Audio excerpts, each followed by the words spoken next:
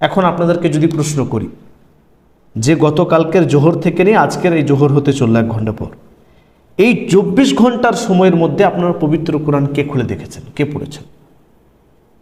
আমরা পবিত্র কোরআন পড়ি না। গত 4 দিন 3 দিন 2 দিনের ভিতরে কে পবিত্র কোরআন খুলে দেখেছেন? অথচ আলহামদুলিল্লাহ সৌদি আরবের প্রত্যেকটা মসজিদে পবিত্র কোরআন আপনার সামনে রাখা, প্রত্যেক মুসল্লির সামনে পবিত্র কোরআন রাখা, আলহামদুলিল্লাহ এত সুযোগ সুবিধা, তার সত্ত্বেও আপনি পবিত্র কোরআন খুলে দেখেন না। আপনি যে কোনো মসজিদে যান, ওয়াক্তিয়া মসজিদে যান, জামে মসজিদে যান, যেখানে যান অধিকাংশ মসজিদে মুসল্লির থেকে কোরআনের সংখ্যা বেশি মসজিদে, অথচ আপনি পবিত্র কোরআন খুলে দেখেন না। পবিত্র কোরআন পড়ুন। পবিত্র কোরআন পড়লে আপনার জীবনে বরকত আসবে ইনশাআল্লাহ। এটি বরকতময় কিতাব। এখানে একবার আপনি খুলে দেখুন যে আল্লাহ তাআলা কি বলেছেন।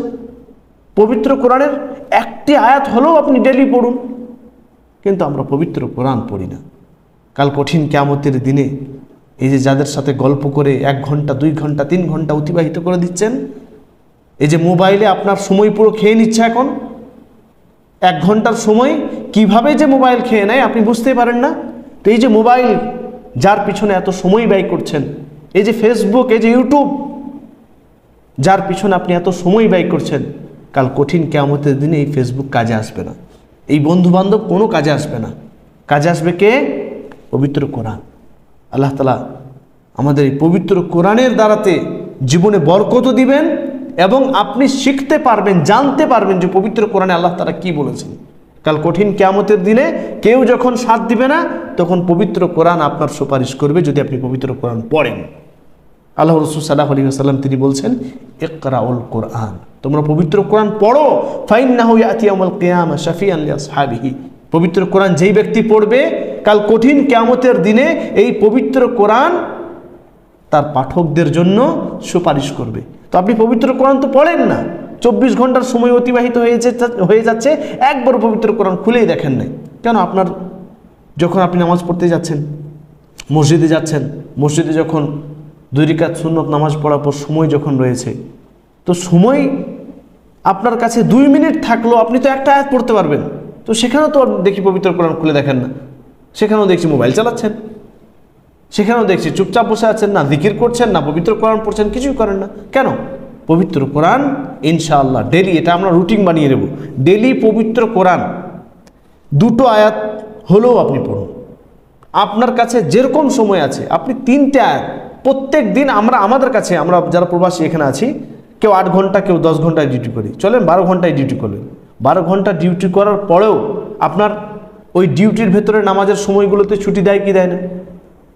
নামাজের সময় ছুটি পান। তো নামাজ যখন পড়তে আসেন, আজান হলেই তো সব কিছু বন্ধ, আজান হলেই সব কিছুই বন্ধ এখানে। তো আজান হলেই মসজিদে যখন আসছেন, তো 2 রাকাত সুন্নত পড়ার পর সময় থাকে হাতে, 5 মিনিট সময় থাকে, 10 মিনিট সময় থাকে, তো ওই সময়ে আপনি 5 আয়াত, 6 আয়াত, 10 আয়াত পড়তে পারবেন ইনশাআল্লাহ। তো আজ থেকে চেষ্টা করুন, ইনশাআল্লাহ আমরা পবিত্র কোরআনের সাথে একদম যুক্ত থাকবো, পবিত্র কোরআন পড়বো, ডেলি পবিত্র কোরআন পড়বো।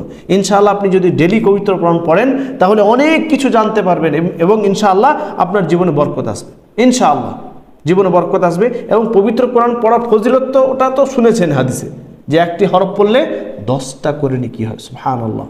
আল্লাহ রাসূল উদাহরণ দিয়ে বুঝিয়ে দিলেন, আলিফ লাম মিম এটা একটা হরফ নয়, বরং আলিফুন হারফুন ওয়া লামুন হারফুন ওয়া মিমুন হারফুন। আলিফ একটা হরফ, লাম একটা হরফ, মিম একটা হরফ, মানে আলিফ লাম মিম এই 3টে হরফ যদি আপনি পড়েন তাহলে 30 নেকি পেয়ে গেলেন। সুবহানাল্লাহ। তাহলে এত ফজিলতপূর্ণ কিতাব, এত সওয়াবের অধিকারী কিতাব, যে কিতাব পড়লে আপনার জীবন বরকতময় হবে, যে কিতাব পড়লে আপনি সওয়াব পাবেন, যে কিতাব পড়লে কাল কঠিন কিয়ামতের দিনে আপনার সুপারিশ করবে, সেই কিতাব কেন পড়েন না? ইনশাআল্লাহ আমরা সকলের চেষ্টা করব। আল্লাহ তাআলা আমাদের সকলকে তৌফিক দান করুন।